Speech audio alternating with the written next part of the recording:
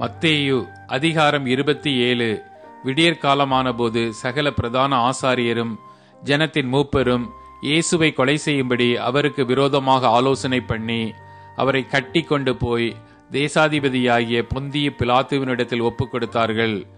அப்பொழுது அவரை காட்டிக் கொடுத்த யூதாஸ் அவர் மரணாக்கினைக்குள்ளாக தீர்க்கப்பட்டதைக் கண்டு மனஸ்தாபப்பட்டு அந்த 30 வெள்ளிக்காசை பிரதான ஆசாரியரிடத்திற்கும் மூப்பரிடத்திற்கும் திரும்ப கொண்டு வந்து, குற்றமில்லாத இரத்தத்தை நான் காட்டிக் கொடுத்ததினால் பாவம் செய்தேன் என்றான். அதற்கு அவர்கள், எங்களுக்கென்ன, அது உன்பாடு என்றார்கள். அப்பொழுது அவன் அந்த வெள்ளி காசை தேவாலயத்திலே எறிந்துவிட்டு புறப்பட்டு போய் நான்று கொண்டு செத்தான். பிரதான ஆசாரியர் அந்த வெள்ளிக்காசை எடுத்து, இது இரத்த கிரயமானதால் காணிக்கை பெட்டியிலே இதை போடலாகாது என்று சொல்லி ஆலோசனை பண்ணின பின்பு அந்நீரை அடக்கம் பண்ணுவதற்கு குயவனுடைய நிலத்தை அதனாலே கொண்டார்கள். இது நிமித்தம் அந்த நிலம் இந்நாள் வரைக்கும் இரத்த நிலம் எனப்படுகிறது.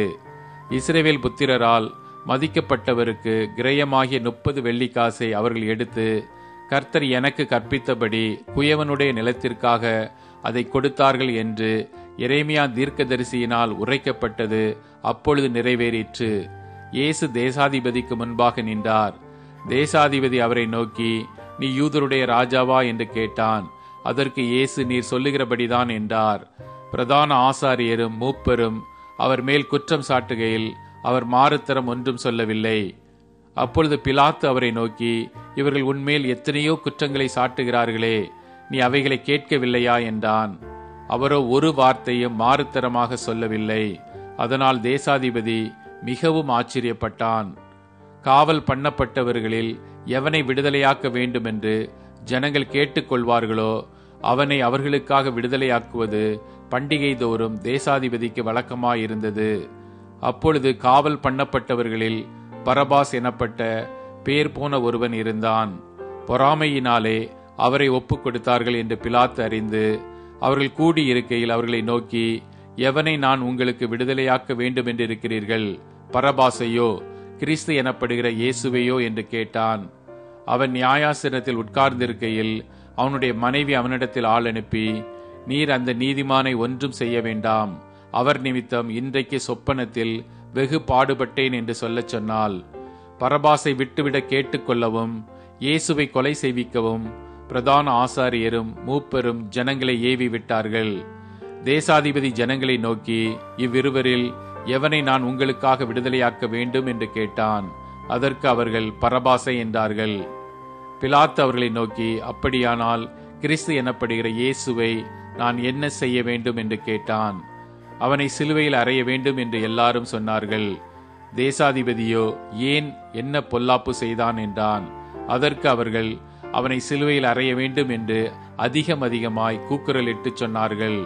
கலகம் அதிகமாகிறதே அல்லாமல் தன் பிரயத்தனத்தினாலே பிரயோஜனமில்லை என்று பிலாத்து கண்டு தண்ணீரை அள்ளி ஜனங்களுக்கு முன்பாக கைகளை கழுவி, இந்த நீதிமானுடைய இரத்த பழிக்கு நான் குற்றமற்றவன், நீங்களே பார்த்து கொள்ளுங்கள் என்றான்.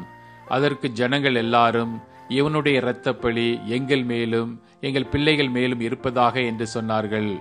அப்பொழுது அவன் பரபாசை அவர்களுக்கு விடுதலையாக்கி இயேசுவையோ வாரினால் அடிப்பித்து சிலுவையில் அறையும்படி ஒப்புக் கொடுத்தான்.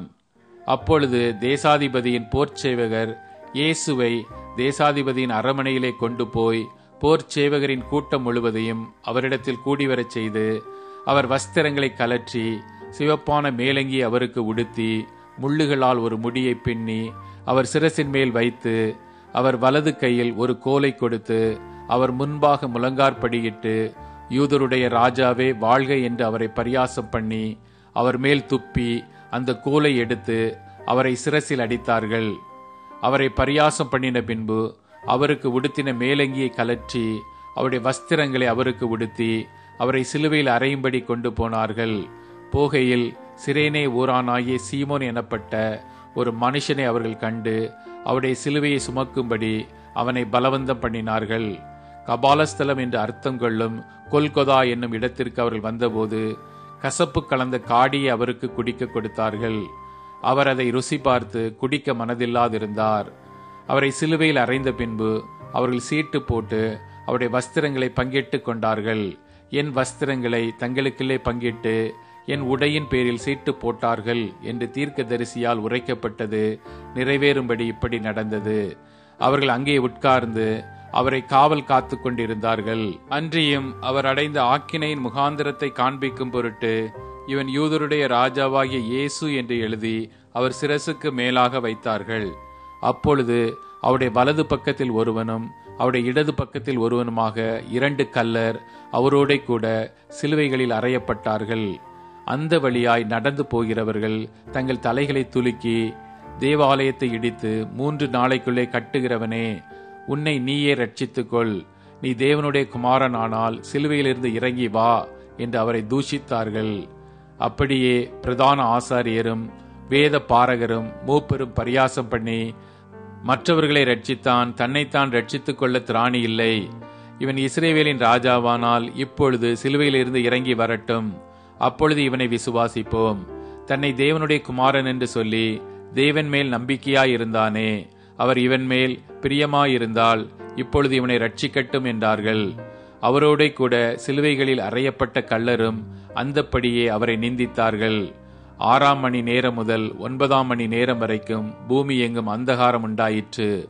9 மணி நேரத்தில் இயேசு ஏலி ஏலி லாமா சபக்தனி என்று மிகுந்த சத்தமிட்டு கூப்பிட்டார்.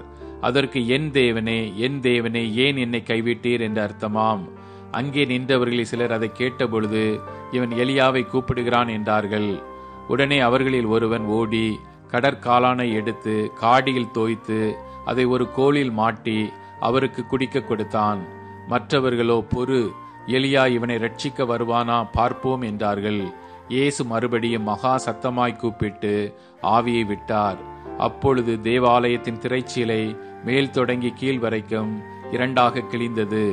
பூமியும் அதிர்ந்தது, கண்மலைகளும் பிளந்தது, கல்லறைகளும் திறந்தது. நித்திரை அடைந்திருந்த அநேக பரிசுத்தவான்களுடைய சரீரங்களும் எழுந்திருந்தது. அவர் உயிர் தெழுந்த பின்பு இவர்கள் கல்லறைகளை விட்டு புறப்பட்டு பரிசுத்த நகரத்தில் பிரவேசித்து அநேகருக்கு காணப்பட்டார்கள். 100க்கு அதிபதியும் அவனோட கூட இயேசுவை காவல் காத்திருந்தவர்களும் பூமி அதிர்ச்சியையும் சம்பவித்த காரியங்களையும் கண்டு மிகவும் பயந்து மெய்யாகவே இவர் தேவனுடைய குமாரன் என்றார்கள். மேலும் இயேசுவுக்கு ஊழியம் செய்யும்படி கலிலேயாவிலிருந்து அவரோடே வந்திருந்த அநேக ஸ்திரீகள் அங்கே தூரத்திலே நின்று பார்த்து கொண்டிருந்தார்கள். அவர்களுக்குள்ளே மகதலேனா மரியாளும், யாக்கோபுக்கும் யோசேக்கும் தாயாகிய மரியாளும், செபதேயுவின் குமாரருடைய தாயும் இருந்தார்கள். சாயங்காலமான போது இயேசுவுக்கு சீஷனும் ஐஸ்வர்யவானுமாயிருந்த யோசேப்பு என்னும் பெயர் கொண்ட அரிமத்தியா ஊரானாகிய ஒரு மனுஷன் வந்து பிலாத்துவினிடத்தில் போய் இயேசுவின் சரீரத்தை கேட்டான். அப்பொழுது சரீரத்தை கொடுக்கும்படி பிலாத்து கட்டளையிட்டான். யோசேப்பு அந்த சரீரத்தை எடுத்து துய்யதான மெல்லிய துப்பட்டியிலே சுற்றி தான் கண்மலையில் வெட்டியிருந்த தன்னுடைய புதிய கல்லறையிலே அதை வைத்து கல்லறையின் வாசலில் ஒரு பெரிய கல்லை புரட்டி வைத்து போனான். அங்கே மகதலேனா மரியாளும் மற்ற மரியாளும் கல்லறைக்கு எதிராக உட்கார்ந்திருந்தார்கள். ஆயத்த நாளுக்கு பின்னான மறுநாளிலே பிரதான ஆசாரியரும் பரிசேயரும் பிலாத்துவினிடத்தில் கூடி வந்து, ஆண்டவனே, அந்த எத்தன் உயிரோடு இருக்கும்போது 3 நாளைக்கு பின் எழுந்திருப்பேன் என்று சொன்னது எங்களுக்கு ஞாபகம் இருக்கிறது. ஆகையால் அவனுடைய சீஷர்கள் ராத்திரியிலே வந்து அவனை களவாய் கொண்டு போய் மரித்தோரிலிருந்து எழுந்தான் என்று ஜனங்களுக்கு சொல்லாதபடிக்கும், முந்தின எத்தை பார்க்கிலும் பிந்தின எத்து கொடிதாகாதபடிக்கும் நீர் 3 நாள் வரைக்கும் கல்லறையை பத்திரப்படுத்தும்படி கட்டளையிட வேண்டும் என்றார்கள். அதற்கு பிலாத்து, உங்களுக்கு காவல் சேவகர் உண்டே, போய் உங்களால் கூடிய மட்டும் பத்திரப்படுத்திக் கொள்ளுங்கள் என்றான். அவர்கள் போய் கல்லுக்கு முத்திரை போட்டு காவல் வைத்து கல்லறையை பத்திரப்படுத்தினார்கள்.